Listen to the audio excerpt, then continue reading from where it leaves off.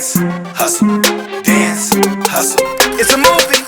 During this time, y'all are all people that's been continuing going and continuing things moving forward. What's some of the keys that y'all been able to figure out during this time, and that you've been able to make sure that you keeping your moving forward during this time? I think for one thing, for me, bro, I've been learning is not taking shit personal. You Yeah, know what I mean? Like we in a business, bro, to where, people have their own beliefs and their own expectations that they trying to get to, and yours may not align with that sometimes.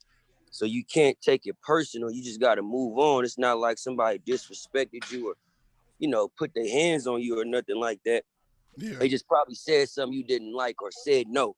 You know what I mean? But it's always a way to get to a yes just by understanding why they said no. So I've yeah. been learning, instead of just taking things personal, trying to learn to understand people in their positions of why they may have said no and just apply that to mine as well. Yeah, definitely. That's a major key right there. Thank you, thank you. What's how you been pivoting? How you both, Alex and Seaward just chime in. How you guys been adjusting at this time and still pushing forward?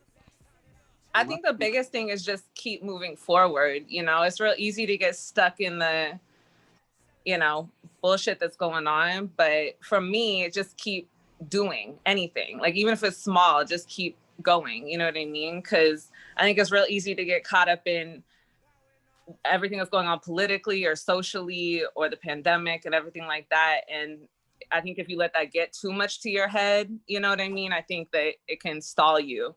And I don't know, for me, I just kept going any way that I could just to get stuff done. I 100% agree with that. That's like kind of one of my mottos is like, you see, I tell this story all the time. It's like you see movies like The Revenant, you know what I mean? And like people be, this nigga legs broke, can't walk, got his ass beat by a bear. You know what I mean? Yeah. Right.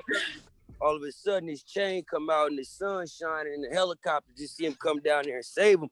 But if he would have died, he wouldn't have been able to be rescued. You know what I mean? Right. So he kept fighting to be able to stay in the game. So the whole key to it is, man, just keep staying in the game and your time gonna come. Yeah. And especially in our game, I think like all of us are very similar in the industries. And I think if you stop and let shit affect you, you'll end up not dying, but like your career will end up dying if you don't keep going. I think you got to control your environment. And that starts with your mindset every day.